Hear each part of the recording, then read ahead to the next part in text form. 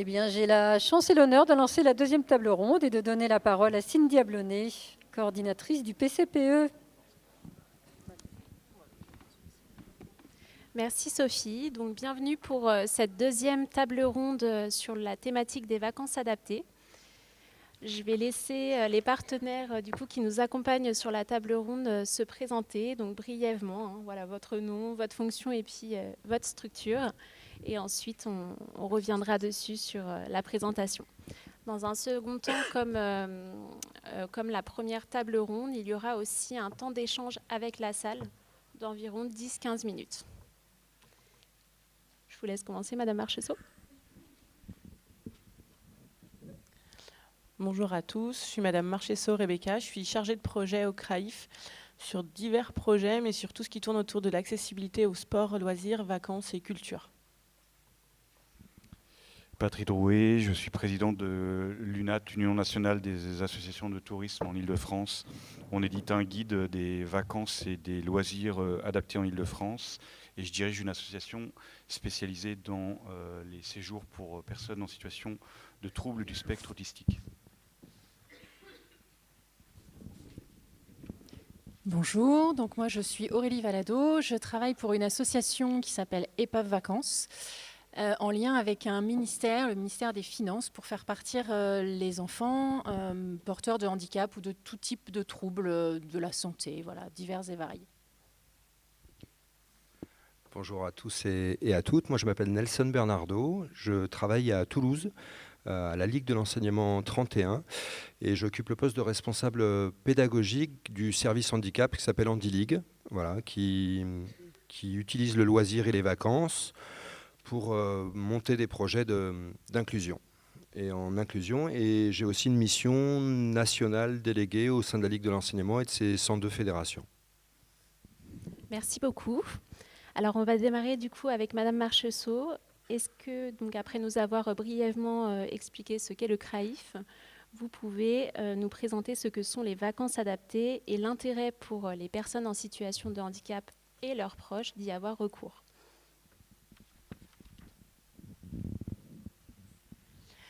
Donc, je vais présenter rapidement le CRAIF pour ceux et celles qui ne connaissent pas. Donc, CRAIF, c'est un acronyme, encore un. Donc, c'est le Centre Ressources Autisme Île-de-France. Donc, on intervient sur vraiment les 8 départements de la région. Depuis avril 2023, donc, on a déménagé donc, au sein de la Maison de l'Autisme, donc à Aubervilliers, mais notre mission régionale continue encore. Voilà. Pour toute personne, que ce soit des personnes concernées elles-mêmes, les aidants et les professionnels, et sur toute thématique. Aujourd'hui, on est là pour parler de tout ce qui est accès aux vacances, mais on a fait aussi des forums sur tout ce qui est accès à l'emploi, accès à la scolarisation, etc. Donc c'est vraiment balaye toute thématique pour les personnes. Et on propose beaucoup de formations et sensibilisation, pareil, pour les 3 publics, que ce soit les personnes concernées, les aidants et les professionnels, sur toute la région. Voilà. Par exemple, à partir de samedi, notre formation pour les aidants commence dans les locaux de Andorra. Et ça sur toute l'année. Donc n'hésitez pas après à passer au stand pour qu'on puisse vraiment vous expliquer plus en détail ce qu'on fait.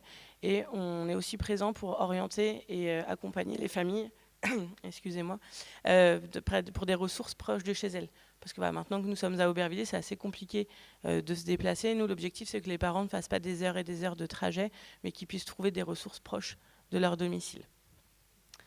Donc, tout ce qui concerne donc, les séjours, je vais vous parler rapidement des bienfaits des séjours pour les aidants et les personnes aidées aussi. Donc ça permet aussi un moment privilégié pour la personne aidante, donc un moment pour se ressourcer, pour aussi prendre du répit et se reposer. Souvent les personnes, les parents pendant ce moment-là s'occupent du reste de la famille ou peuvent aussi prendre soin d'eux pour des questions de santé, pour des questions aussi de bien-être. Donc pour la personne aidée, ça permet aussi d'avoir vraiment du lien social avec d'autres personnes, de sortir de la routine qui peut être l'institut, ça peut être le domicile, etc. Et de partir avec d'autres personnes en collectivité, découvrir de nouvelles régions, des nouvelles activités et avoir vraiment des temps à partager avec d'autres personnes, d'autres nouvelles rencontres. Donc ça permet aussi tout ce qui est de l'émancipation de la personne et il y a un travail éducatif qui est fait pendant les vacances. Souvent on associe vacances à il va jouer, il va faire des activités, mais il y a aussi de l'éducatif derrière, parce qu'il y a une vie en collectivité, donc ça travaille beaucoup de choses, la vie en collectivité. Et sur les séjours, souvent, le vacancier participe à la vie en collectivité. Mettre la table, aider les encadrants à faire à manger, etc. Voilà, c'est vraiment un autre rôle aussi. Je vais vous présenter aussi rapidement donc, ce que c'est que des vacances adaptées, parce que souvent ce terme-là, on ne le connaît pas forcément.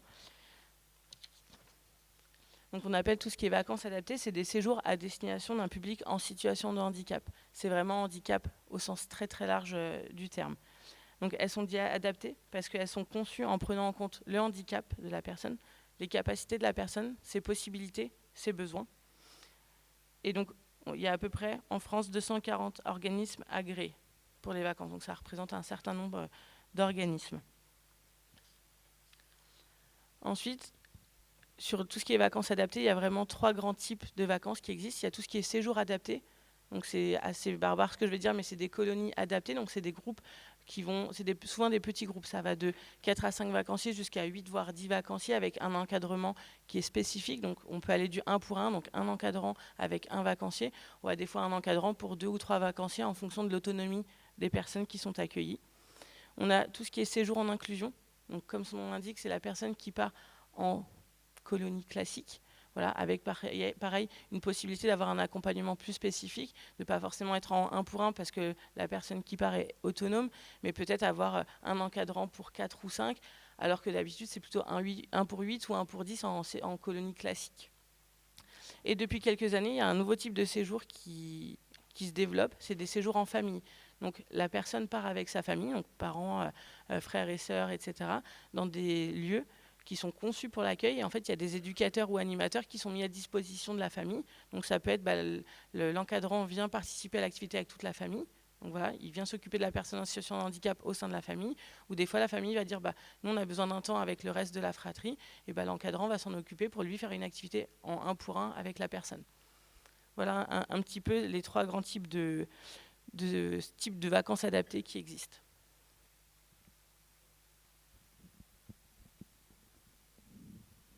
Merci Madame Archessault. Monsieur Drouet, vous nous l'avez dit, vous êtes président de l'UNAT. Est-ce que vous pouvez nous dire en quelques mots ce qu'est l'UNAT ? L'UNAT, c'est une association qui n'est pas connue au sens du nom de l'UNAT, mais dont l'immense majorité des adhérents sont connus de tous. C'est une association qui a été créée en 1920 et qui défend la question du tourisme accessible à tous. Donc là, la question du tourisme accessible à tous, évidemment, on est sur le champ du handicap, mais pas que. On a une partie de la population qui ne part pas en vacances, en particulier chez les mineurs. Et donc nos adhérents, c'est VVF pour les villages vacances, c'est l'UCPA pour les séjours sportifs, c'est la Ligue de l'enseignement qui est présent à cette table, c'est tous ces gros réseaux, toutes ces associations qui sont connues et qui défendent la question de l'accessibilité au tourisme, c'est-à-dire la possibilité pour tout le monde de pouvoir partir en vacances ou pouvoir bénéficier de loisirs. C'est ce qu'on défend. Donc on a un champ particulier qui s'appelle handicap. Donc sur la question du handicap, on ne traite pas que des VAO. On traite des VAO sur la question du départ, mais on traite aussi du handicap sur la question de l'accessibilité, puisqu'on a une grande partie de nos adhérents, par exemple, qui sont des hébergeurs. Donc on traite de ce sujet autour de l'hébergement et de la question de est-ce qu'il faut qu'il y ait qu'un seul hébergement dans un village vacances, est-ce qu'il faut qu'il y en ait plusieurs, comment, pourquoi, enfin en tout cas, on traite de sujets multiples. On travaille évidemment de manière étroite avec le label Tourisme Handicap et avec tout un tas d'autres acteurs. En fait, aujourd'hui, dans le champ des vacances adaptées, il y a 3 grands réseaux. Il y a un réseau qui s'appelle le CNLTA, il y a l'UNAT et il y a un autre réseau qui relève plutôt des acteurs à but lucratif qui s'appelle le COTA. Et les 3 acteurs se connaissent et défendent la question des vacances adaptées, notamment sur les aspects de réglementation avec les autorités de tutelle. Alors, quand on est une famille, un professionnel et qu'on se lance dans une démarche de recherche de séjours adaptés, est-ce qu'il y a des critères de qualité sur lesquels on peut s'appuyer, Monsieur Drouet ? Oui, alors j'ai conclu en disant qu'on travaillait avec le ministère et c'est relativement récent dans l'histoire qu'il existe un agrément d'IVAO, donc vacances adaptées et organisées. En fait, jusqu'à il y a à peu près une dizaine d'années, il n'y avait pas d'agrément. N'importe qui, sous n'importe quelle condition, pouvait se déclarer comme organisateur de séjours pour des personnes handicapées. C'était un Far West avec tout ce que ça peut vouloir dire, de choses qui étaient formidables, mais des choses qui étaient parfois dramatiques. Et donc l'UNAT le CNLTA, ces grands réseaux, le quota, en fait, travaillent sur des principes d'engagement de manière à ce que leurs adhérents travaillent des questions qui vont assurer une meilleure qualité de la prise en charge des vacanciers. Donc là, vous avez sur la slide, hein, donc je vais pas lire hein, les sujets qu'on aborde avec nos adhérents. Vous vous doutez bien qu'il peut y avoir aussi des sujets d'actualité. Hein. Depuis l'été dernier, dans nos relations avec la cohésion sociale, forcément, c'est le sujet de la sécurité des gîtes, de la sécurité incendie, qui est effectivement le sujet dont on nous parle actuellement et sur lequel on nous amène de nouvelles contraintes. Donc voilà, mais ça peut être d'autres sujets. Avant l'incendie en Alsace, je pense que le sujet sur lequel les acteurs parlaient le plus, c'était la question de l'encadrement, par exemple, qui était un sujet fort, parce que c'est à la fois une problématique dans les établissements médico-sociaux de recruter, mais c'est aussi une problématique dans les organisateurs de séjours adaptés de trouver des encadrements dans un contexte particulièrement complexe, mais je ne vais pas m'étendre, je pense que tout le monde sait de quoi je parle. Merci beaucoup, Monsieur Drouet. Madame Archesseau, du coup, je vais revenir vers vous pour comprendre quelles sont les étapes, finalement, pour bien choisir son séjour. Alors, pour bien choisir son séjour et bien l'organiser, c'est vraiment un projet. C'est souvent dit aux personnes d'anticiper. Souvent, c'est à partir de janvier, février qu'on vraiment travaille ce projet de partir pour l'été. Il faut vraiment anticiper parce que si on prend au mois de juin, déjà les organismes souvent n'ont plus de place et après tout ce qui est les démarches pour demander des aides financières, etc., ça va être trop compliqué. Donc tout d'abord, c'est la famille peut s'entourer de l'équipe, par exemple qui accompagne l'enfant ou l'adulte en établissement et voir vraiment quel est leur projet de partir. Est-ce que c'est quelques jours, est-ce que c'est une semaine, 2 semaines, 3 semaines, voire plus. Vraiment se poser, voir les attentes, les envies du vacancier et ses besoins. Si par exemple vous avez un vacancier qui a peur de l'eau et que vous l'inscrivez sur un séjour 100% aquatique, il ne va pas forcément passer un bon séjour. Si par exemple il adore les animaux, on peut peut-être se diriger sur un séjour où il y a cet accompagnement autour de l'animal. Ensuite, voir avec la famille le budget qu'eux peuvent allouer, parce que ça on verra cet après-midi, mais ça a un coût quand même le départ en vacances. Mais voir le budget que peut allouer la famille à ce départ. Ensuite, choisir l'organisme de séjour, comme l'a dit M. Drouet juste avant. Il y a des agréments qui existent. Il y a un guide qui est fait par l'UNAT et le CNLTRA qui est très intéressant pour vous aider dans le choix de l'organisme. Il ne faut pas hésiter à se référencer à ces 2 guides. Vous vous trouvez sur Internet sans souci. Et connaître aussi tous les impératifs du séjour. Donc savoir les besoins d'accompagnement. Si on a une personne aidée qui a besoin d'un gros taux d'encadrement, peut-être favoriser un séjour en 1 pour 1 et pas un séjour où ça va être en encadrement pour 3 ou 4, parce qu'on risque de mettre le vacancier en difficulté, l'équipe et le reste du groupe aussi. Donc voir aussi, comme je disais, la taille du groupe, le taux d'encadrement, le type d'hébergement, parce que ça peut être dans un gîte, ça peut être au camping, ça peut être différents types d'hébergement. Donc voir aussi en fonction de la possibilité du vacancier. Si par exemple il aime bien son petit confort, le séjour sous la tente, je ne suis pas sûre que ça lui plaise beaucoup. Et le mode de gestion du groupe, est-ce que c'est le groupe qui va gérer toute la vie quotidienne? Est-ce qu'il y a un restaurateur sur place? Est-ce qu'il y a des aides ménagères, etc. Et les activités proposées, comme je vous l'ai dit juste avant. Et donc dans les guides que vous pouvez retrouver, donc soit de l'UNAT ou soit du CNLTRA, vous avez des grilles pour l'aide à l'autonomie, pour trouver. Parce qu'on parle souvent, quand vous inscrivez une personne en séjour, de très bonne autonomie, moyenne autonomie, etc. Et en fait, ça ne veut pas forcément dire grand-chose à tout le monde. Donc ces grilles-là peuvent vous aider à pouvoir trouver un peu le niveau d'autonomie de la personne. Et après, il ne faut pas hésiter aussi à s'appuyer sur les organismes. Si vous avez choisi l'organisme, de dire, mon enfant a tel et tel besoin, etc. Il est très autonome dessus et les organismes pourront vous aider à dire ce séjour sera adapté ou ne sera pas adapté.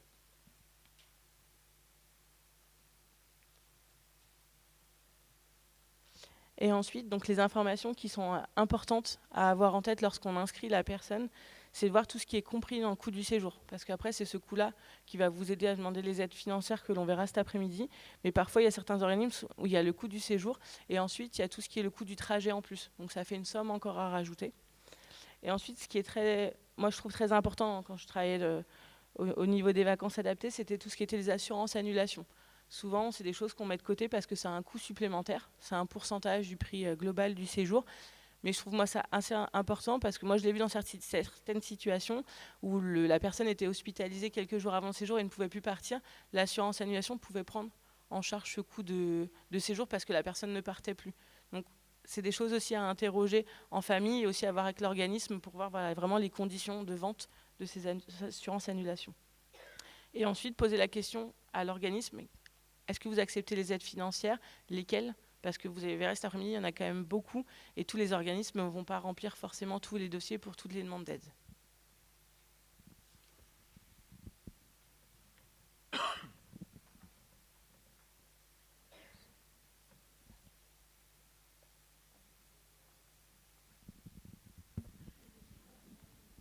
Excusez-moi, j'avais beaucoup plus de choses à dire. Donc après, il y a tout ce qui est les préparations du séjour, donc vraiment en amont. Là, c'est quelques jours peut-être avant de partir, donc que ce soit pour le vacancier.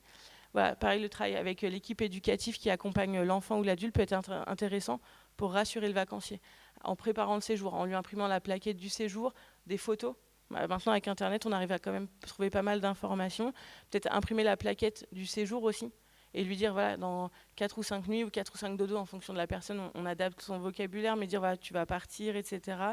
Ça rassure aussi la famille. Souvent, dans le cadre de départ, le vacancier peut être angoissé, mais la famille aussi.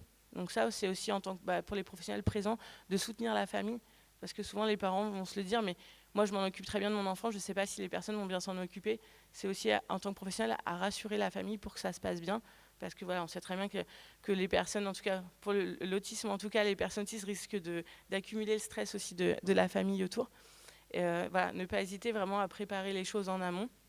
Créer des outils aussi pour le vacancier, voilà, donc comme je disais, le calendrier, imprimer les choses. Il y a certains organismes de séjour qui proposent des trombinoscopes de l'équipe, donc avec les photos des encadrants, les photos des autres vacanciers, ça permet aussi de rassurer la personne. Souvent, ils peuvent retrouver des personnes qui sont déjà parties en séjour en plus, donc ça peut aider. Et ensuite aussi préparer tout ce qui est pour l'équipe, un petit topo, parce que souvent quand la personne est inscrite sur un organisme, il y a une fiche adhérent qui est à remplir, mais parfois dans cette fiche on n'a pas pu tout dire, donc pas hésiter à faire un petit topo, pas de 10-15 pages, parce que les équipes elles n'auront pas le temps de lire les 10-15 pages, mais une feuille, voilà, juste une feuille avec vraiment les grandes lignes, etc. S'il y a des troubles du comportement, expliquer des fois quand ça peut arriver, et les petites habitudes des personnes, ça peut éviter certaines problématiques lors du séjour.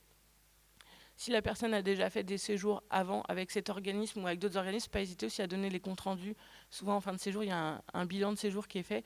Ne pas hésiter aussi à les donner. Ça permet aussi à l'équipe de voir, il a fait telle activité, il a apprécié, pas apprécié, d'orienter un peu aussi le séjour là-dessus. Et ensuite, pendant le séjour, que ce soit les familles, mais souvent c'est l'équipe encadrante qui propose. Ça peut être un calendrier aussi avec le nombre de jours qui restent. Ça permet aussi à la personne d'anticiper dans tant de nuits ou tant de dodo, je vais retrouver mes parents.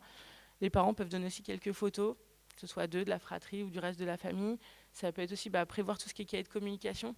Si l'enfant a un cahier de communication, PEX, Macathon, etc., pas hésiter à le donner à l'équipe pour qu'il n'y ait pas cette problématique sur le terrain de communication. S'il faut redonner des pictogrammes avec les activités qui vont être faites, il faut anticiper aussi ces choses-là. Et ensuite, ça peut être des choses qui peuvent plaire si l'enfant ou l'adulte adore ce livre-là, ça le rassure, de le glisser dans la valise. Après, il faut faire attention à la quantité d'affaires qui sont données parce que les transports ne sont pas extensibles. Si chaque vacancier arrive avec 2-3 valises, ça va être très compliqué. Donc, voilà. Mais chaque fois, essayer de penser des choses qui peuvent rassurer la personne.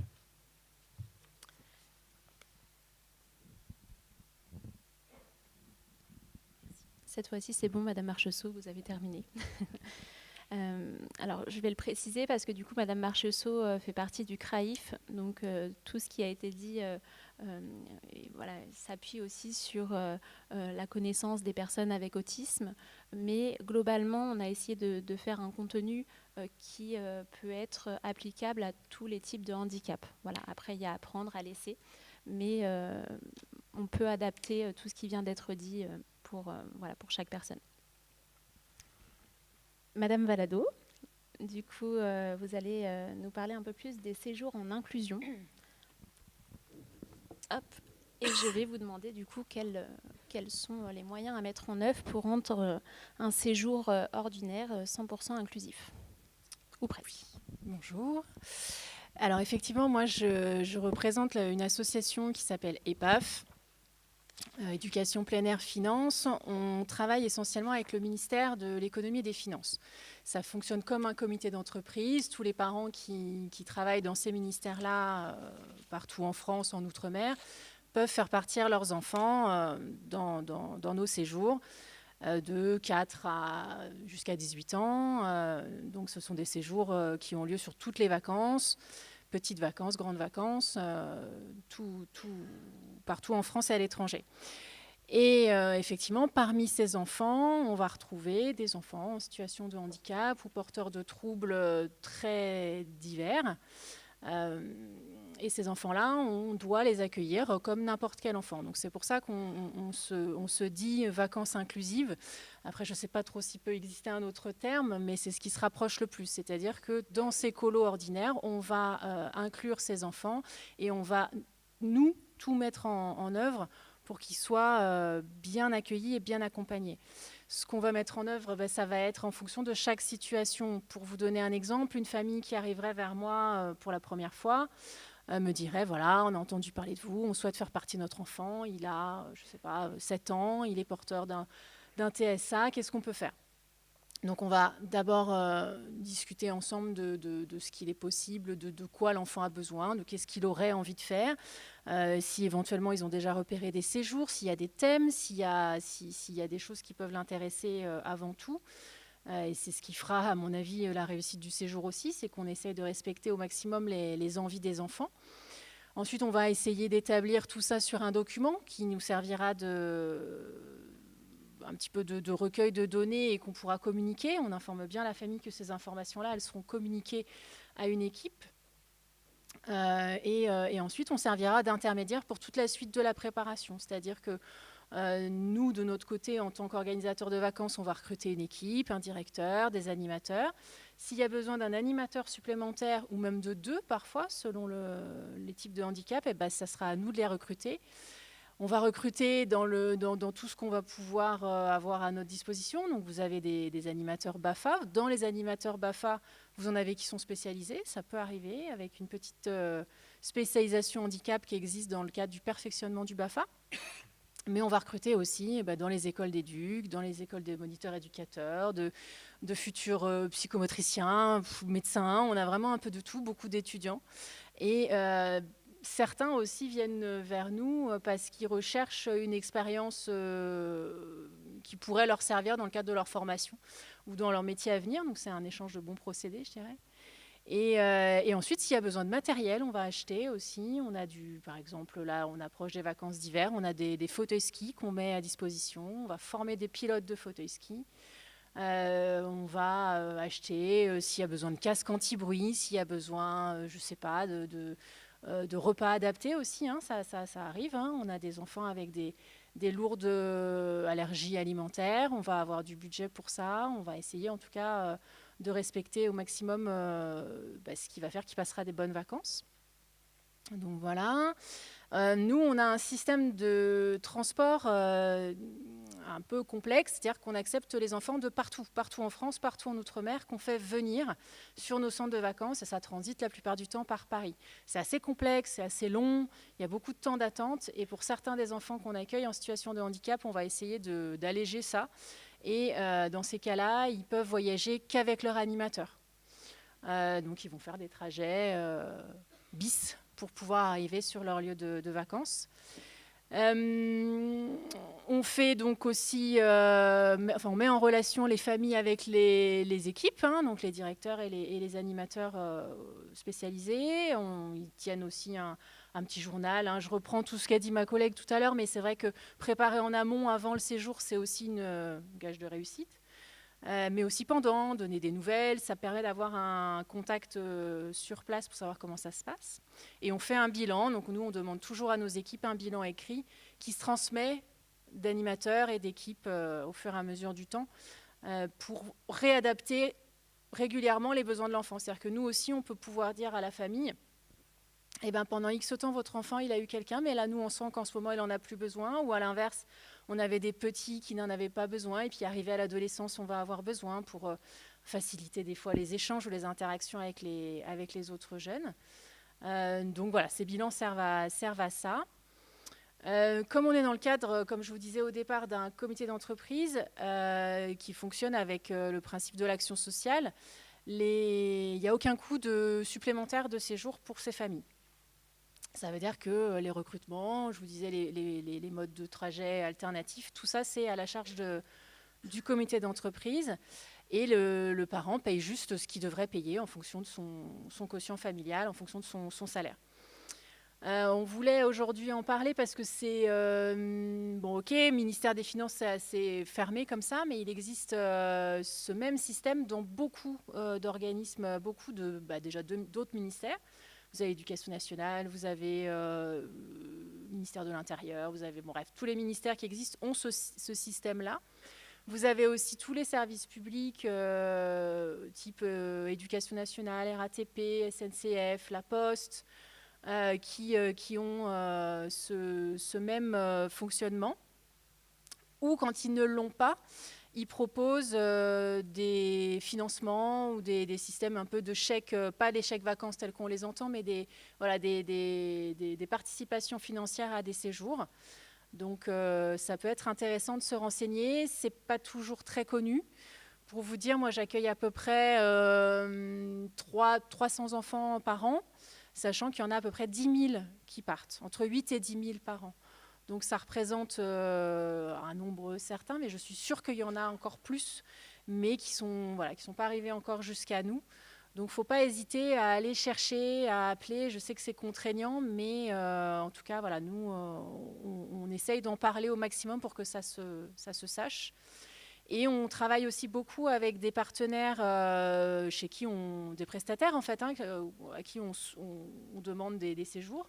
Et je sais que certains d'entre eux le font aussi pour le tout venant, avec alors un coût évidemment un peu plus important, mais des systèmes de financement dont on parlera cet après-midi. Donc je vous invite à me contacter, même si vous avez des questions. Moi, je suis éducatrice de formation, donc voilà, j'ai aussi pas mal de réseaux dans ce domaine-là. Donc il ne faut pas hésiter, même si c'est une question, je prendrai toujours le temps de répondre pour faire partir un maximum d'enfants en vacances. Et je dirais pour conclure qu'il n'y a pas que ces enfants-là que ça aide. Il faut savoir que ces échanges avec les autres enfants, les enfants ordinaires, on va dire ça comme ça, ça leur apporte aussi énormément. On a des retours de témoignages où on développe la bienveillance, l'écoute, le vivre ensemble. Quand c'est nécessaire, ça peut m'arriver d'intervenir pour faire de la sensibilisation sur nos équipes. Je me déplace sur un séjour pour aller expliquer et faire comprendre le handicap. On a des enfants des fois qui ne communiquent pas. On a des enfants polyhandicapés qui comprennent plein de choses mais qui ne savent pas rentrer en communication. Et ça m'est arrivé d'intervenir pour faciliter ces échanges-là. Voilà, c'est très riche et aussi pour les équipes, c'est très riche même si on n'est pas animateur spécialisé au départ, d'avoir sur nos séjours des enfants porteurs de tout type de difficultés. Ça fait connaître et ça fait parler et ça fait échanger. Donc ça bouge beaucoup les lignes et ça participe d'une meilleure connaissance du handicap.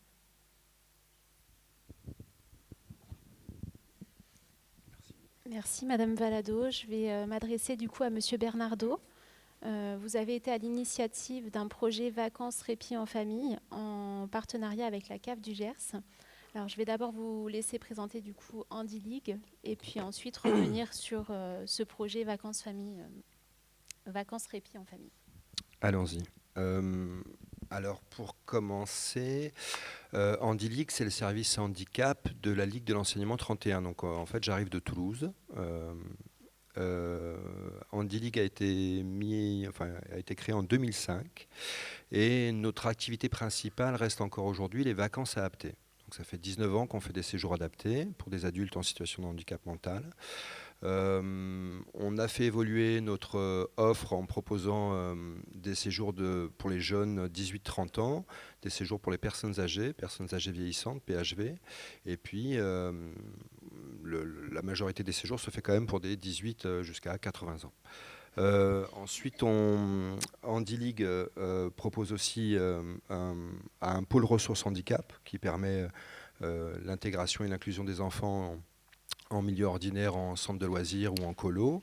On a mis en place aussi des séjours enfants de 2010 à 2017. Donc on n'en fait plus aujourd'hui, mais on a l'expérience des séjours adaptés enfants et de la complexité parfois que ça peut être, mais de l'intérêt aussi que ça peut avoir pour les familles et l'entourage.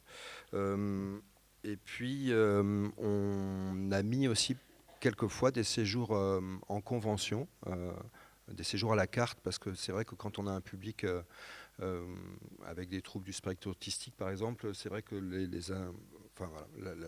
la manière dont les vacances adaptées sont conçues ne sont pas toujours des fois adaptées à ce genre de public, donc on a pu essayer de faire des séjours un peu à la carte. Et pour terminer, on a fait aussi des séjours famille et famille répit. Alors c'est pas nous qui avons initié le projet pour le coup, c'est la CAF 32 qui avait à la base, historiquement c'est après le Covid en fait, où ils se sont rendus compte qu'il y avait des familles qui avaient été enfermées avec des situations parfois un peu complexes. Et donc en 2021, la CAF 32 a fait appel à nous pour monter des séjours répit en famille. Donc le principe, c'est que la CAF en fait participe à travers une aide financière à la mise en place d'un projet qui a deux piliers. Le premier, c'est de permettre une accessibilité financière à une semaine de vacances en juillet ou au mois d'août sur un des 130 centres de la Ligue de l'enseignement. L'idée, c'est que la famille puisse partir. Alors, il faut savoir que dans le Gers, il y a 1500 familles éligibles. Il y a à peu près, le courrier est envoyé par la CAF 32 à ces 1500 familles. Il y a à peu près 90 familles qui nous font un retour pour s'inscrire, pour se préinscrire. Et ensuite, la CAF finance ces séjours répit pour... Alors, la première année, c'était 8 familles. La deuxième année, c'était 12. La troisième année, c'était encore 12. Et l'année prochaine, c'est 14 familles. Voilà. Et l'idée, c'est qu'il y a deux piliers. Une aide financière pour leur permettre d'accéder à cette semaine de vacances pour à peu près 300 €.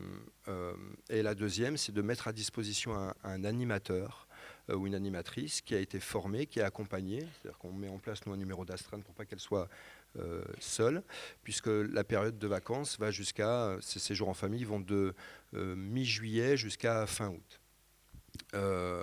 Donc on met à disposition un animateur ou une animatrice spécialisée qui va accompagner la famille et qui va avoir plusieurs formes d'accompagnement. Soit effectivement elle va accompagner la famille dans une activité ou une sortie pour alléger un petit peu la famille par rapport aux conséquences du handicap, soit elle va emmener l'enfant au club enfant et permettant ainsi à la famille de pouvoir retrouver une forme d'équilibre avec la fratrie, soit elle va s'occuper de l'enfant, par exemple le soir en gardant l'enfant au niveau de l'appartement ou du bungalow, de manière à ce que la famille, le couple par exemple, puisse retrouver un peu de temps pour lui et d'espace pour lui. Voilà. Qu'est-ce que je peux vous dire d'autre par rapport à ce projet? C'est qu'on se rend bien compte qu'au niveau des familles, c'est un vrai besoin, cette question du répit. Il y a une vraie demande. Et là, on essaye de réfléchir, puisque parmi mes missions, j'ai une mission nationale au sein de la Ligue de l'enseignement sur ces 102 fédérations, et on essaye d'essaimer ce projet, parce que c'est un financement à travers, si je ne dis pas de bêtises, la Convention d'objectifs et de gestion, où effectivement on a cette aide financière. Et j'aimerais aussi préciser, parce que je vous ai parlé tout à l'heure de séjours de vacances qui atteignent les 300 € au niveau du prix, mais ce n'est possible grâce à notre... on peut appeler ça un partenaire ? Ouais. Ouais, qui est l'ALEFPA, qui est représenté par Madame Selam, qui est là-bas, et qui, clairement, grâce à l'ALEFPA et grâce à Madame Selam, on peut proposer effectivement cette accessibilité financière, parce que depuis le Covid, effectivement, les prix ont beaucoup augmenté, et même avec l'aide de la CAF, on n'arriverait pas à être sur ces montants-là.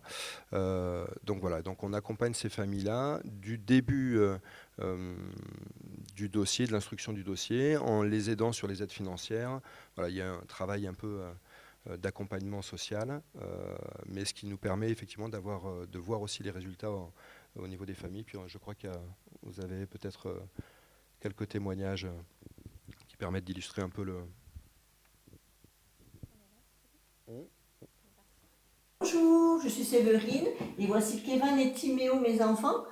Nous venons vous remercier, la Handy League 31 et la CAF du Gers, pour l'organisation des vacances en famille dont nous avons pu bénéficier cet été. Ce fut un agréable moment pour nous. Grâce à l'aide d'Evan, l'accompagnatrice, j'ai pu me reposer et nous avons pu faire des activités en plein été au bord de la mer que nous n'avons jamais pu faire auparavant. Donc nous voulons vraiment vous remercier infiniment. J'espère que vous pourrez continuer ces actions pour d'autres familles dans la même situation que nous. Je laisse la parole à Kevin qui veut vous faire passer un petit message. Bonjour, alors moi je voulais vous dire que ce que vous faites, je pense que c'est très bien car il y a beaucoup de familles ainsi qui ont un enfant en situation de handicap qui n'ont pas forcément les moyens de financer un voyage à la mer en famille. Voilà, au revoir. Au revoir. Bonjour, je suis Séverine, maman d'un enfant TDAH assez important. J'ai pu bénéficier cette année, d'une semaine de vacances avec le dispositif Vacances Répit en famille. Et je tenais vraiment à dire que c'était très important pour des parents qui peinent toute l'année avec des enfants différents. Et que vraiment c'est un air qu'on peut respirer pendant les vacances. Et c'est très important et je remercie encore ce dispositif de pouvoir exister. Merci. Au revoir. Bonjour, je suis Karine Molin-Narbonne. J'ai bénéficié de la semaine de vacances de répit en famille, donc avec ma fille et mon garçon autiste de 12 ans, qui vient de faire 12 ans là. Je voulais remercier toute l'équipe de CAF Handy League parce que c'est un vrai privilège d'avoir ces possibilités-là. Parce qu'effectivement, en termes de coûts d'organisation, enfin bref, le répit, c'est pas un mot qu'on côtoie au quotidien. Donc merci à tous. J'espère que de nombreuses familles pourront en bénéficier. Nous, on a pu aller à Peyragudes, tout en haut des montagnes, donc le paysage calme, serein, qui a bien plu à mon fils Antoine. Il est là, il écoute. Et donc voilà, merci. Moi personnellement, j'ai réussi à faire une rando et c'était super. Voilà. Donc merci à toute l'équipe en espérant que tout ce dispositif puisse continuer. Au revoir. Et pour souligner aussi ce qu'on disait, alors ces trois personnes, ces trois familles-là, donc sur les 12 qui sont partis, on avait 3 destinations, c'était Le Cat, dans l'Aude, Seignos et puis Peyragudes. Donc un séjour à la montagne, un séjour à l'océan, un séjour à la mer. On a essayé de faire en sorte que ce ne soit pas à plus de 1h30, 2 heures de leur lieu de vacances, parce que ça serait bête de payer 300 € de vacances et 600 € d'essence. Donc ça, on a aussi accompagné la famille tout du long sur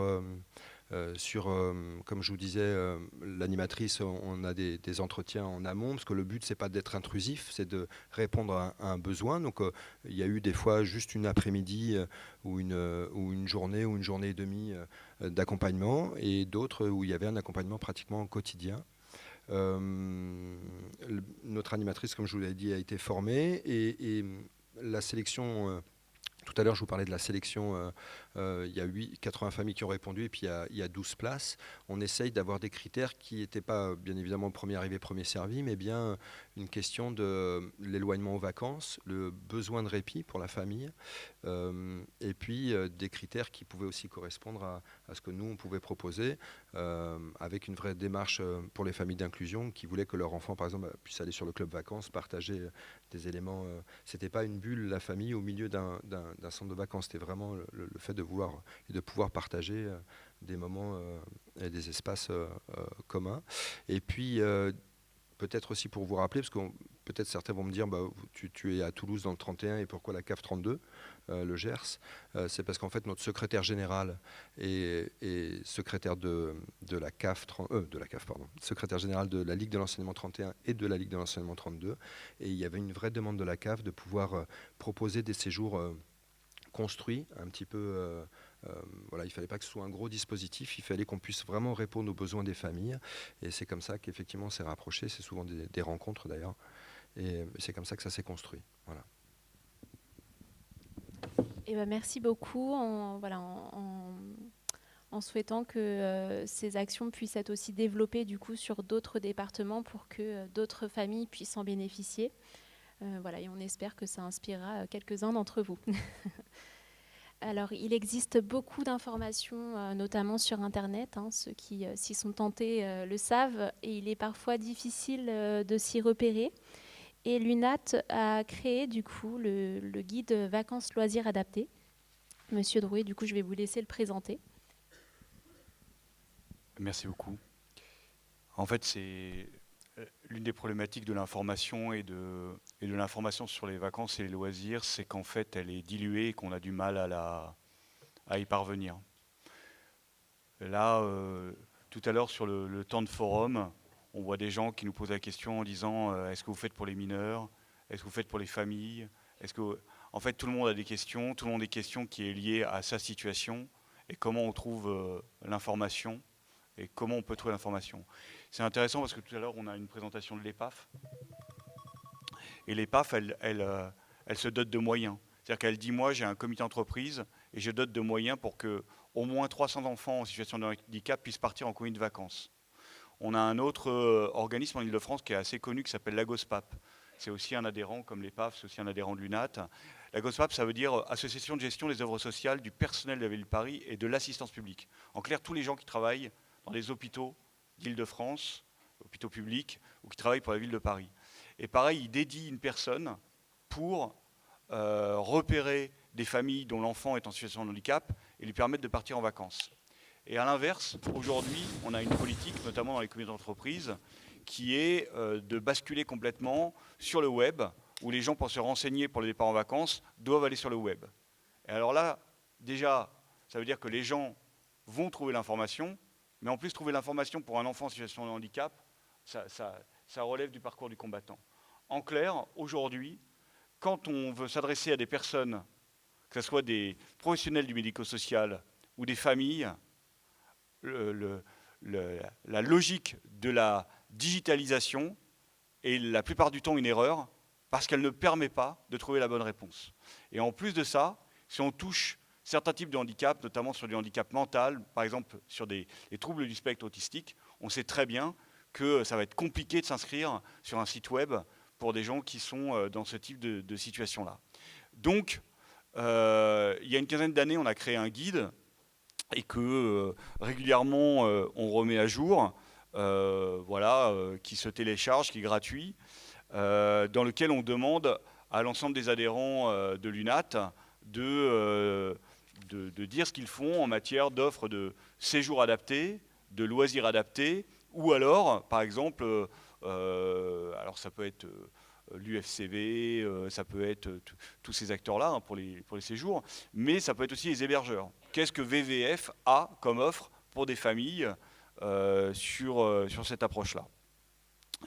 Et c'est d'autant plus important qu'en fait, aujourd'hui, on ne s'en rend pas compte, mais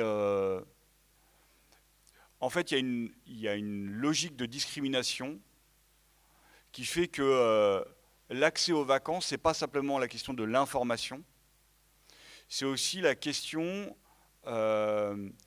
de la capacité de l'ensemble des acteurs à porter un discours politique sur je permets réellement le droit aux vacances de tous.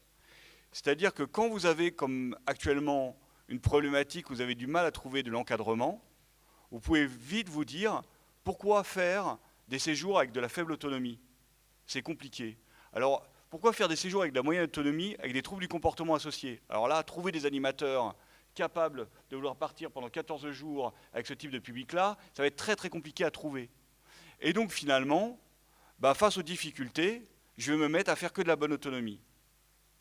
Et il n'y a pas de hasard. On voit très bien, par exemple, que l'organisme qui relève uniquement des organismes à but lucratif ne propose quasi exclusivement que des séjours de très bonne autonomie.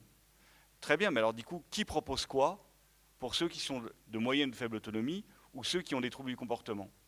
Et donc cette question autour du guide des vacances adaptées, il porte à la fois une portée d'essayer de faire en sorte que ça soit accessible au plus grand nombre, mais aussi une question de portée politique, c'est-à-dire qu'en même temps, ça nous permet de relancer l'ensemble de nos adhérents et de rappeler que l'offre, elle doit être accessible à tous et qu'elle doit être non discriminante. Et dans le contexte actuel, c'est pas si simple que ça, donc c'est quelque chose qu'on défend avec, avec une certaine force. Merci beaucoup, Monsieur Drouet. Madame Marcheseau, du coup, je vais vous laisser le mot de la fin, puisque le CRAIF a beaucoup travaillé sur la thématique des vacances adaptées. Et voilà, je vais vous laisser indiquer, du coup, à la salle comment on peut accéder à ces informations. Alors, on a pas mal de ressources sur notre site internet, donc c'est www.craif.org. Voilà, on a fait des dossiers thématiques sur le départ en vacances. On organise un webinaire chaque année ouvert à tous sur cette question-là. Donc c'est de mémoire le 1er février. De toute façon, vous avez toutes les informations sur notre site. Sur le stand, on avait beaucoup de documentation ce matin. On n'en a plus beaucoup, mais ma collègue présente, elle envoie des mails toute la journée avec toutes les documentations qu'on avait. Donc n'hésitez pas à déposer votre adresse mail, elle vous envoie tout dans la journée. Donc ça, les ressources, il y a notre annuaire en ligne qui regroupe certains organismes qui fait partie de l'UNAT. Voilà, on a aussi tout ce qui est lié donc, aux aides financières qu'on verra cet après-midi, mais on a cette plaquette-là aussi qu'on a développée parce qu'on recevait beaucoup de demandes de parents ou de professionnels et à chaque fois on répondait au cas par cas. On s'est dit mais en fait c'est une vraie thématique, donc on s'est vraiment engagé sur ce sujet et donc vraiment tout ça est en libre accès sur notre site internet.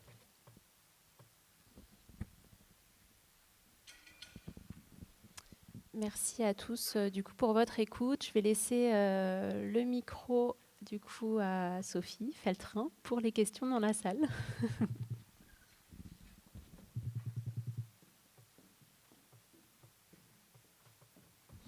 Et à Laura Vauzel.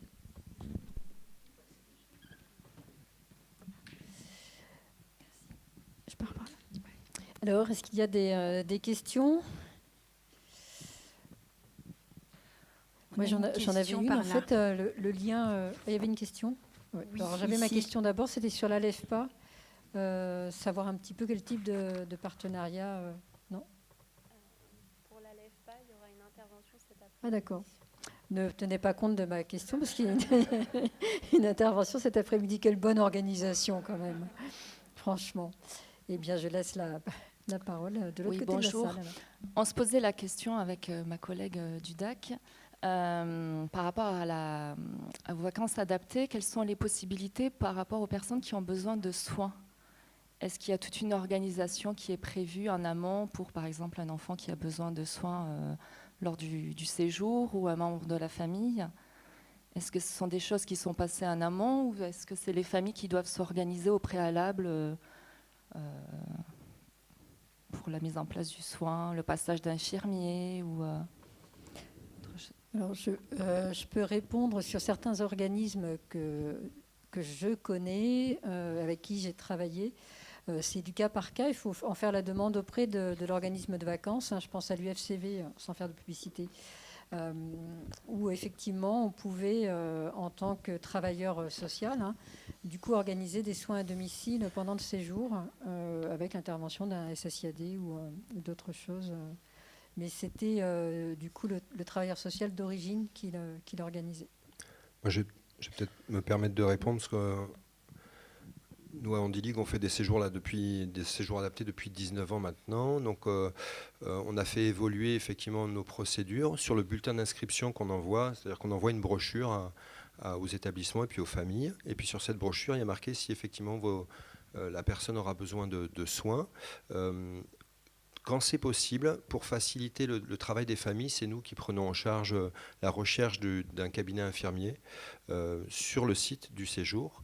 Et quand c'est un établissement qui a inscrit une personne, on demande à ce que l'établissement en amont, puisque les inscriptions se font souvent 4 à 6 mois avant le début du séjour, puisse effectivement prendre contact avec un cabinet infirmier. Après, on a souvent des situations comme à Argelès-sur-Mer, où la population est multipliée par 30 l'été. Et effectivement, nous, comme on y va depuis des années, on a déjà des liens avec des cabinets infirmiers, ce qui nous facilite la tâche, c'est ce qui nous facilite la prise de contact, alors qu'un foyer qui va appeler plusieurs cabinets risque de trouver porte close. Donc, et sur notre bulletin d'inscription, comme je vous le disais, il y a marqué en cas de soins infirmiers, merci de prendre contact avec nous et ensuite de prendre contact avec un établissement. Et nous, on leur donne en fait l'adresse du site pour qu'ils puissent effectivement voir comment on s'organise.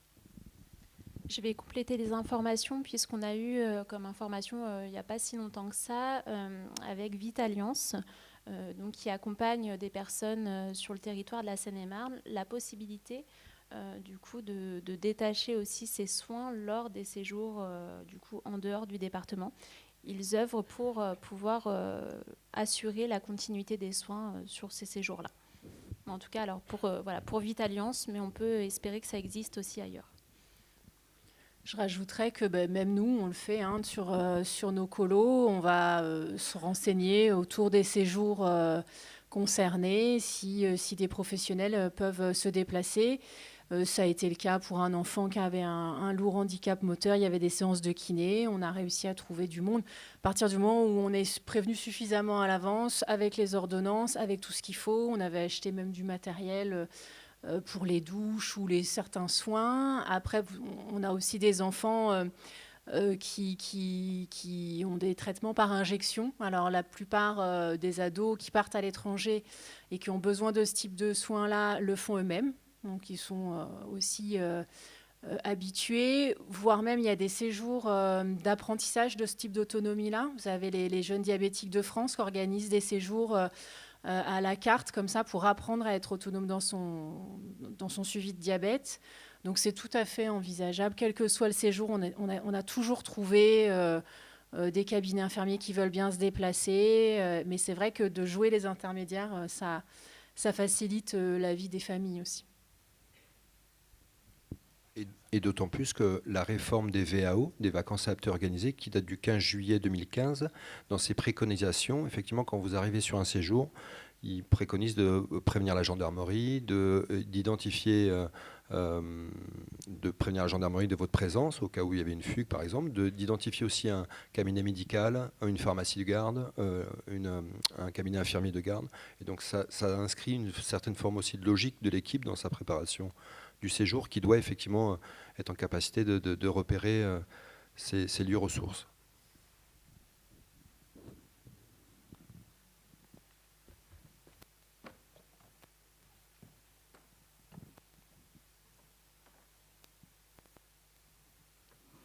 Bonjour, je suis chef de service à la Mage de Meaux. Allô ? Oui. Nous accueillons un public atteint de troubles autistiques, mais pas que. Effectivement, le recrutement est une problématique nationale.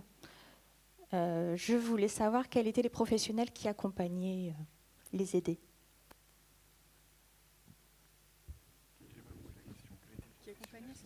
Les professionnels qui accompagnaient les enfants, c'est ça ?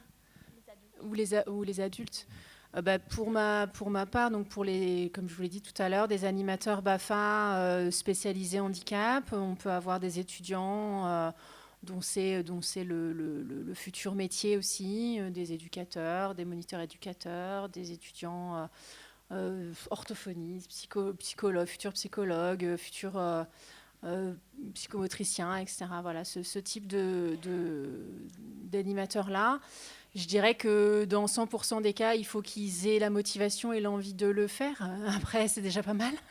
Et c'est ça qui est très compliqué à trouver. Je dirais que voilà. Après, on peut toujours informer, former. Nous, on a mis à disposition énormément de documents ressources, du temps aussi de formation. Quand c'est les séjours d'été, on a un week-end de préparation qui s'organise en amont. Et sur ce temps-là, moi, j'ai un temps avec mes animateurs où on fait, je ne peux pas dire de la formation, ce serait mentir, mais au moins de l'information. Et on est énormément à leur écoute pour répondre à leurs questions, ne serait-ce que pour savoir comment parler du handicap, comment s'adresser aux familles, comment... Voilà, ça commence là, parce qu'une fois qu'on est avec l'enfant, ok, mais il y a aussi tout ce temps avec la famille qui est très important. Et surtout, pendant les séjours, on a une permanence 24 heures sur 24 pour au cas où, voilà, pour s'il y a besoin.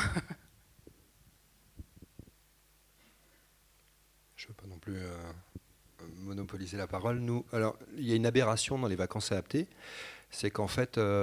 on s'occupe de personnes qui sont vulnérables, mais il n'y a pas d'obligation de diplôme ni de formation. Donc ça peut être un peu flippant. Alors, ce qui normalement doit obliger les organismes, enfin les organisateurs, à être d'autant plus rigoureux dans le recrutement. Et le problème, c'est que depuis le Covid, ça devient de plus en plus difficile de recruter. Donc en général, quelqu'un qui se présente et qui dit oui, vous lui dites pas non, quoi. Enfin, on a tendance à tomber un peu dans cette dérive-là. Donc ça veut dire qu'il faut se laisser la liberté de pouvoir justement dire non, de pouvoir faire appel aussi. Nous, je sais qu'à Handi League, on appelle les autres organismes pour avoir des références professionnelles, pour savoir si ça s'est bien passé, parce que depuis le Covid, on recrute aussi beaucoup plus loin. Et puis nous, à Toulouse, là, on a vraiment fait une grosse démarche sur essayer de sensibiliser les gens à l'inclusion, parce que on a tendance à remplacer, pour certaines personnes, on remplace le mot intégration par inclusion, et on a la même démarche, les mêmes pratiques, alors que ça demande quand même des fois de bouger un peu les lignes, et de bouger un peu l'environnement, et puis de sortir de sa zone de confort pour essayer de mettre en place une espèce d'environnement tierce entre mes besoins, entre ma vie de tous les jours et la vie et les besoins de l'autre qui est en face de moi. Et donc ça veut dire que nous, on intervient beaucoup dans les écoles d'éduc. Pour vous donner un ordre d'idée, Handi League, nos séjours d'avril étaient terrain de stage pour une école d'éduc de première année, pour que les éducs puissent découvrir ce que c'était que le milieu ordinaire, les vacances adaptées, le loisir, et viennent s'acclimater aussi aux personnes en situation de handicap mental, parce que des fois, ce n'était pas du tout le profil de public qui voulait accompagner, donc au moins, il y avait ce passage-là. Donc pendant 5 ans, nos séjours ont été terrain de stage pour école d'éduc, et puis on intervient dans les écoles d'infirmières, les écoles d'ergo, les écoles d'éduc, les écoles d'assistantes sociales, les écoles d'aides-soignantes, sur cette question de l'inclusion et de l'intégration, et comment en fait on fait bouger un peu les lignes, et puis on les met entre guillemets en pratique.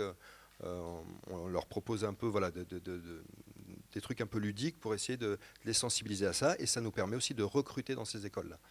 Voilà. Donc l'idée, c'est de ne pas avoir que des travailleurs sociaux, bien évidemment, ou du paramédical, mais ça permet aussi d'avoir des équipes un peu mixtes entre des gens qui ne connaissent pas ce public-là et puis des gens qui s'apprêtent à travailler avec eux un jour, quoi.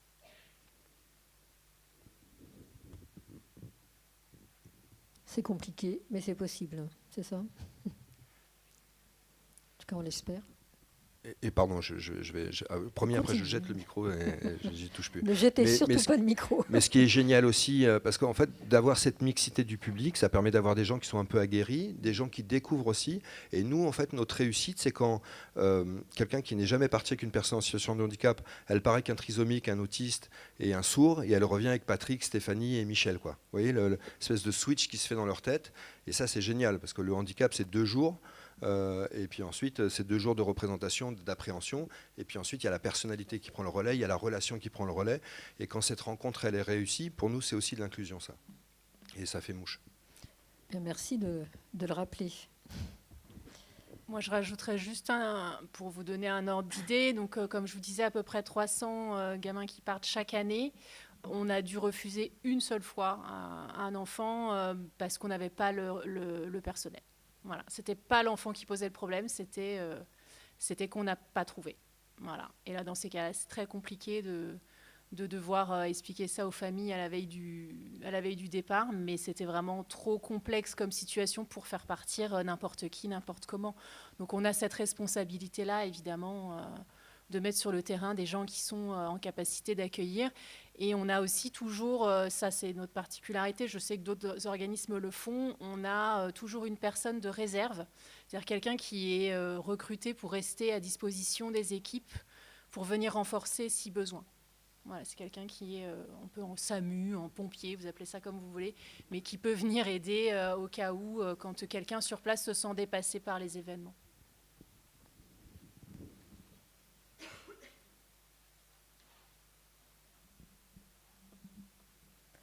Alors du coup, moi j'ai une question à Monsieur Drouet, que je remercie pour son invectif politique. Mais comment est-ce qu'on pourrait rendre les séjours pour des personnes avec moins d'autonomie, ou en tout cas qui ont besoin d'être accompagnées pour certaines tâches de leur vie, comment est-ce qu'on pourrait les rendre plus attractifs? Du coup, est-ce que vous avez des idées? Oui, alors tout à l'heure la question a été posée, est-ce que par exemple quelqu'un qui a des gros soucis médicaux peut partir en séjour adapté? Oui, la réponse est oui. On a par exemple une association, les APF, qui sont spécialisés dans les séjours médicalisés. Donc là, on est carrément dans l'encadrement, on va trouver médecin, on va trouver infirmière, diplômée. Donc on est capable de faire ça. En tous les cas, des acteurs sont capables de faire ça. Je pense par exemple à l'APAGE. L'APAGE, à ma connaissance, c'est un des rares adhérents, enfin en tout cas que nous, on a à l'UNAT, qui fait du polyhandicap. Et alors là, ça veut dire qu'il faut équiper le gîte avec du lit médicalisé, il faut, enfin voilà, et ça nécessite, voilà. En fait, rien n'est impossible.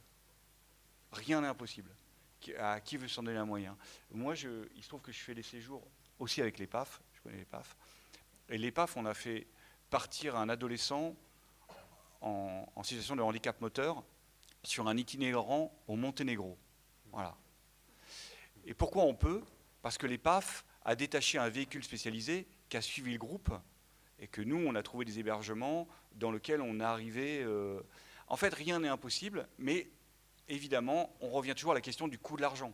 Le lit médicalisé, l'infirmière dans le séjour, le véhicule. En fait, la question toujours, ça va être qui paye? Qui finance? Et donc, c'est forcément, c'est le sujet des vacances adaptées. C'est la question du financement, alors c'est la table ronde de cet après-midi, hein. Mais au-delà de ça, c'est aussi la vision de la société, la vision que nous, on peut avoir, qu'est-ce qu'on porte auprès de nos élus, des décideurs, sur ces aspects-là. Et tout à l'heure, je disais, on devrait faire attention parce que je pense que dans la situation actuelle, face aux difficultés de recrutement, on pourrait se dire qu'on va au plus simple, et donc on oublie. Et donc c'est une double peine. J'ai un enfant ou un adulte en situation de handicap, et en plus, comme il a un handicap lourd ou associé à des troubles, etc., alors il n'y a plus d'offres, ou quasiment plus d'offres, ou alors il y a une offre à un tarif où je ne trouve pas de financement. Je pense que c'est un sujet important, et ça veut donc dire que chacun d'entre nous doit défendre ces questions-là. C'est-à-dire de défendre ces questions autour de comment on trouve des financements. Tout à l'heure, il a été fait référence à la Convention d'objectifs et de gestion de la CNAF, par exemple, qui est un sujet. Bah, du coup, voilà, les CAF, elles sont départementalisées. Dans chaque CAF, qui défend ça? Qui défend cette question du droit aux vacances? Là, tout à l'heure, on a eu une présentation d'une expérience dans le Gers. Mais voilà, qu'est-ce qui peut se passer ailleurs? Comment on défend toutes ces questions-là? C'est important parce que tout à l'heure, je disais, je crois que la question de la dématérialisation et de la digitalisation, pour moi, sont un contresens dans les métiers qui sont les nôtres, qui sont des métiers du lien social, et qui partent de la question de on rencontre des gens. Et la raison, par exemple, pour laquelle nous, on est venus aujourd'hui, c'est bien cette question-là, c'est la question de la défense politique du droit aux vacances de tous. Mais à travers ce que je dis, c'est ce que chacun d'entre nous on dit, en fait. Et comment, derrière, on va aller le défendre. Parce que, évidemment, dans l'entre-soi, on est tous d'accord. Mais quand on va sortir de ça? Et je trouve que c'est important parce que, quoi qu'on en dise, et quelle que soit la manière dont on la critique, la loi Chirac a fait changer le regard en France de beaucoup de Français sur la question du handicap. Et sur la question de l'accessibilité du droit aux vacances, en fait, c'est un angle mort. on est d'accord, mais on s'en est pas encore réellement donné les moyens. Alors, du coup, je vais être la non-sachante. J'étais née quand le shampoing DOP est sorti, mais alors la loi Chirac, ça ne me dit rien du tout. Alors, je suis peut-être... Alors, la loi Chirac, la loi de ce qu'on appelle la loi accessibilité, qui a obligé l'ensemble des 2005, acteurs en fait, ce qu'on peut appeler la voilà, loi de 2005, à travailler à la je la question de connais. l'accessibilité. Alors, on l'a beaucoup pensé en termes d'accessibilité des services publics, des gymnases, des piscines, etc. Mais par exemple, et c'est une critique en creux qu'on peut avoir à l'UNAT chez certains de nos membres. Par exemple, je suis directeur d'un gros village vacances. Alors, tout à l'heure, on citait, par exemple, Argelès-sur-Mer. OK. Et j'ai fait une chambre accessible. Je fais quoi avec ça? C'est-à-dire que nous, on fait du groupe, on fait partir du groupe. Qu'est-ce que je fais avec une chambre accessible? Et donc, c'est ces questions-là. C'est-à-dire que, est-ce qu'il faut répondre à la loi pour répondre à la loi, ou est-ce qu'il faut répondre à la loi pour permettre à des personnes en groupe de pouvoir partir ensemble? On ne répond pas de la même manière. Et donc, c'est pour ça que je pense qu'on n'a pas fini, en fait. On n'a pas fini le lobbying qu'on doit faire, nous, collectivement, sur ces sujets-là. Et puis, par exemple, on a un groupe qui s'appelle le groupe handicap à l'UNAT. Alors, malheureusement, dernièrement, on s'est surtout réunis en visio pour toutes les raisons que les gens peuvent entendre. Mais on voit bien quand on discute entre nous, par exemple, l'été dernier, certains disent « Ah, mais il y a un problème, aujourd'hui, il y a des organisateurs de vacances adaptées qui annulent des séjours au mois de juin. » Alors ça met les familles et les établissements médico-sociaux en difficulté. Oui, c'est vrai. Mais alors ce qui est incroyable, c'est que quand on va dans l'analyse de ça, on s'aperçoit qu'il y a des animateurs qui sont éducateurs et qui travaillent notamment au mois d'août dans des organismes comme les nôtres et qui en fait n'ont pas eu de vacances au mois d'août parce que leur établissement leur a refusé de partir en vacances. Et donc l'établissement a réglé son problème de manque d'encadrants et à la fin, c'est le séjour adapté qui ne part pas parce qu'il manque l'animateur compétent dans l'équipe. Donc aujourd'hui, on a ces sujets en cascade pour nous. C'est-à-dire que quand il y a des difficultés de recrutement à un endroit, ils ne sont pas simplement à un endroit. En fait, ils sont... donc ça veut dire aussi que les métiers du social, d'une manière générale, plus ils auront de succès, plus il y aura de gens qui seront intéressés, plus on trouvera, ce qui a été dit tout à l'heure, des gens qui seront aussi intéressés pour une expérience à travers les vacances adaptées, parce que c'est beaucoup ça. Nous, nos encadrants, tout à l'heure la question était posée, l'État dit BAFA. Et en plus, l'État, depuis un an, dit BAFA à 16 ans. Ça, c'est la réalité. Donc pour encadrer, BAFA. Ok, très bien. Mais la réalité, c'est qui sont les encadrants?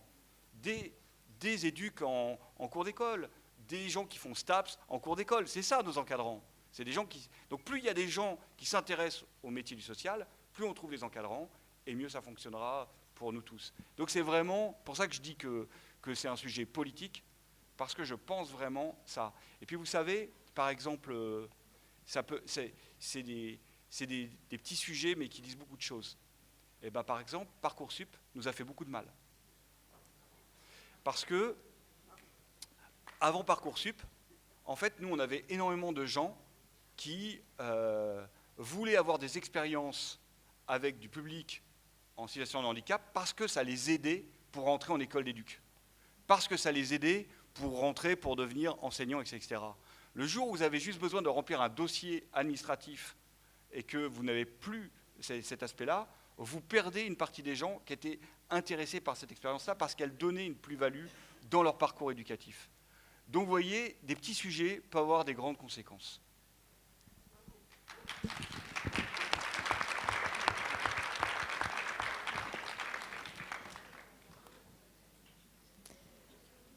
Merci.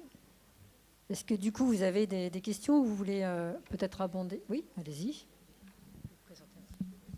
Bonjour, je m'appelle Brennan et je travaille dans un établissement qui accueille des TSA à Coulommiers. Et comment être sûr de trouver le bon organisme pour les vacances adaptées? On a eu le cas il y a 1 an et demi où on a envoyé 3 résidents autistes du coup.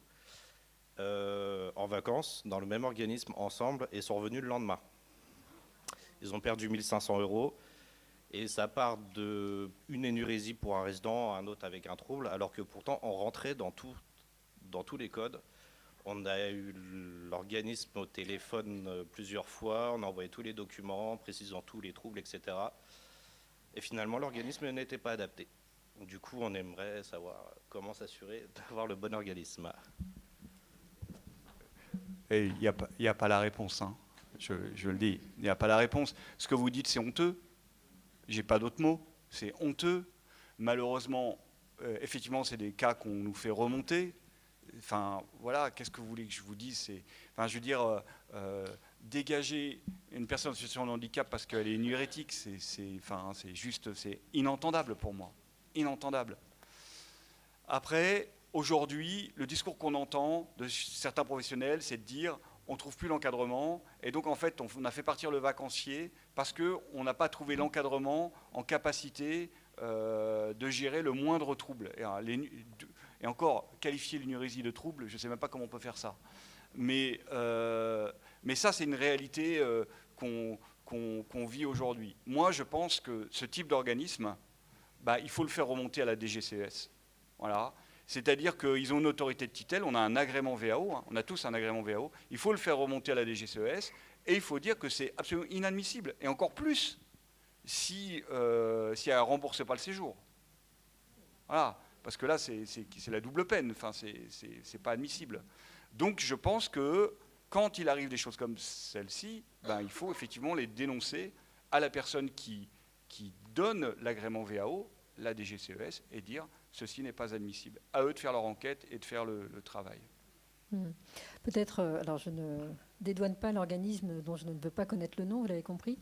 Mais c'est vrai, c'était, je crois, Rebecca Marchessault, d'ailleurs, qui en parlait sur les différents types, niveaux d'autonomie en fonction des séjours. Et c'est vrai que, pour une expérience encore personnelle, c'est vrai que quand on fait participer des personnes avec autisme à des séjours de vacances, on va d'office choisir la très faible autonomie de manière à être sûr d'avoir le bon nombre de personnes, en tout cas c'est ce que je faisais à l'époque, le bon nombre de personnes qui les accompagnaient. Mais ces niveaux d'autonomie, en plus, ils peuvent varier selon les organismes. Et je ne sais pas s'il y a une norme qui existe. Nous, on se disait faible autonomie, on est sûr qu'il y a du 1 pour 1. Et donc des personnes qui sont capables de laver les draps ou les habits, si jamais il y avait une hérésie. Allez-y, Rebecca. Alors, il n'y a pas de référencement officiel. Après, souvent, les organismes, dans leur brochures, dans leur catalogue, ils indiquent en fait souvent il y a tout ce qui est le sommaire, etc. Et après ils font un niveau pour eux ce qu'ils entendent par bonne autonomie, parce que forcément entre chaque organisme on n'a pas tous les mêmes critères, donc il faut regarder vraiment dans les documentations et après moi je trouve ce qu'il y avait dans le document du CNLTRA, il est bien fait. Après il faut voir si l'organisme utilise le même référencement aussi. C'est pas comme la loi Chirac, mais le CNTLRA. En fait, ce que je disais, il y a 3 grands réseaux. Il y a l'UNAT, le COTA et le CNLTA. Le CNLTA est un organisme qui référence avant tout les organisateurs et qui a aussi la particularité de représenter des usagers. Et donc cet organisme a été le premier à faire une grille qui est utilisée par beaucoup d'organisateurs et qui est une grille, on va dire, des niveaux d'autonomie. Après, et je pense que c'est une des particularités, quand on touche à du public TSA, la grille d'autonomie, elle atteint vite ses limites. Donc voilà, si vous y ajoutez les troubles du comportement associé, voilà. Mais en tout cas, elle a le mérite. Elle a le mérite, notamment pour des bonnes ou des moyennes autonomies, sans troubles du comportement associé, elle a le mérite de poser un cadre. Oui, tout à fait. C'est vrai que pour finir sur cette expérience personnelle, c'est vrai que des jeunes qu'on envoyait, entre guillemets, sur de la faible autonomie, du coup, l'organisme, les connaissant mieux, et les éducateurs et les animateurs, en fait, puisque ce sont des animateurs, les connaissant mieux aussi, ont pu après proposer à, entre guillemets, monter de niveau avec un accompagnement un peu moindre après connaissance. C'est ce que vous disiez sur les réadaptations. Du coup, il est presque l'heure. Est-ce qu'il y a une dernière question urgente ou Madame Consolin? Le micro arrive sur votre gauche, sans faire de politique. Là, c'est en tant que... Alors là, c'est en tant que maman d'enfants en situation de handicap. Je voulais savoir à quel moment on fait la différence et on choisit un séjour en inclusion et un séjour adapté.